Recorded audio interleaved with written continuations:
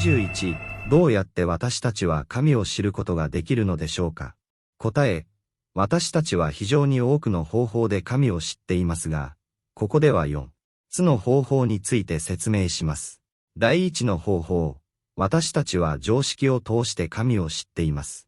人間は、自分には創造主がいることを正徳的に知っています。あなたは、この形、この器官、この創造物、そしてこの驚くべき職人技、と技能であなたを創造した創造主がいることを正徳的に知っています。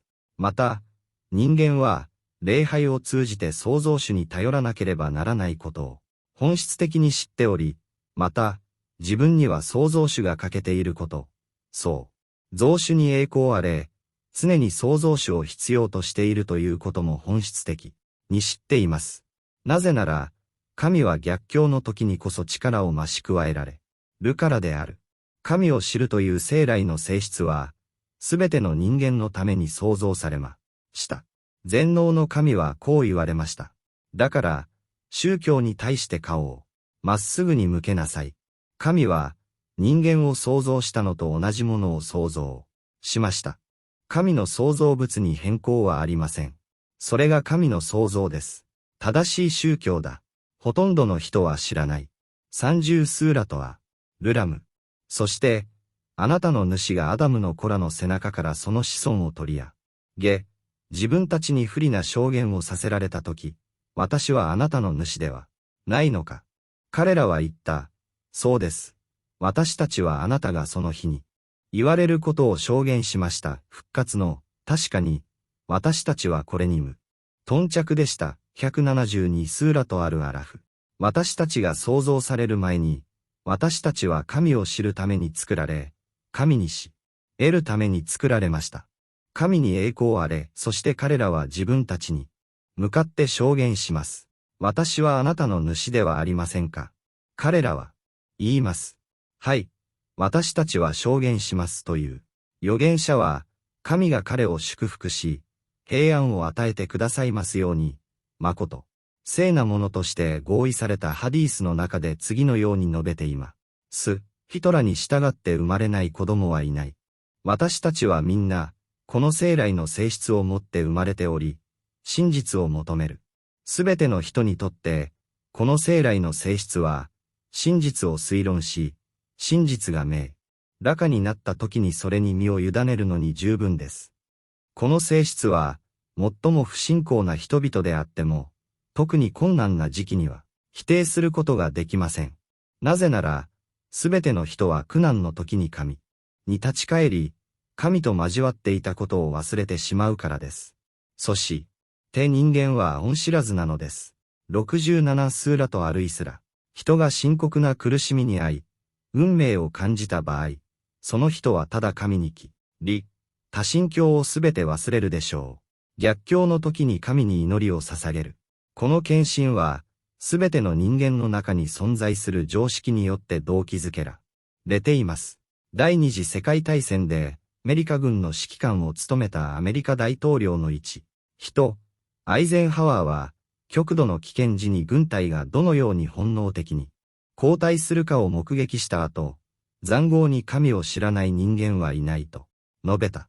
戦争の塹壕においては、神を否定する者は一人もおらず、誰もが神に立ち返る。これが逆境の際に人類が認める自然の真理である。神を知る第二の方法は理性です。私たちは、性によって神を知っています。全能の神はこう言いました。それとも、彼らは何も持たずに創造されたのでしょうか。それとも創造主なのでしょうか。35数。ラトアルクール。当然のことながら、可能性は3つありますが、4つ目はありません。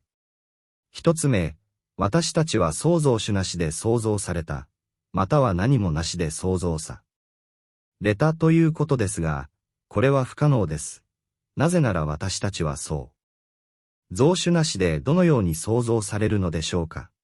第二に、私たちが自分自身を創造した、あるいは彼らが創造者だったということですが、これも不可能です。なぜなら、私が創造される前に私自身をどうやって想像することができたのでしょうか。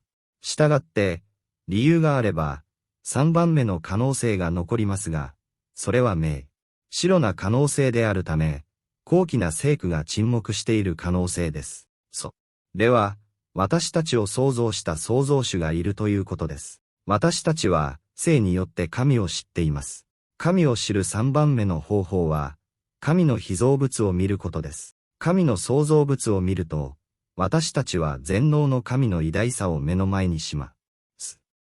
神の創造の繊細さと驚くべき完璧さを見れば見るほど、私たちは神についてさらに知ることができます。これは、発見へのガイドとケアと習得へのガイドで以前に述べたことです。神を知る4番目の方法は、メッセンジャーを通してです。これは全能の神を知るための最大の方法です。それは神の使者とよ。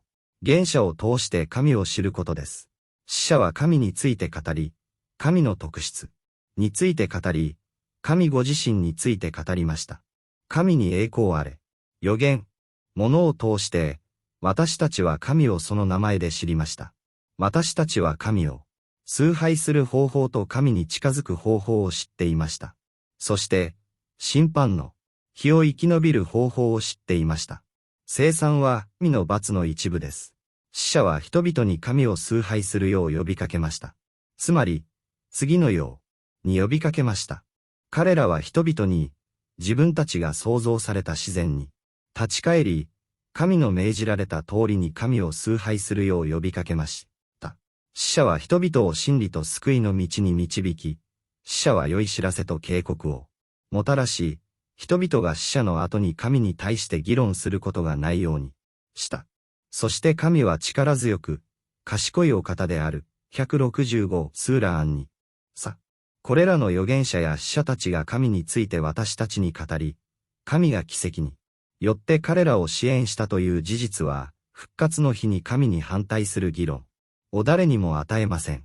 全能の神はあなたに創造主を知る性質を与え、理性を与え、神の被造物についての洞察力を与え、そして使者を送ってくれたので、あなたと神との間に議論の余地はありません。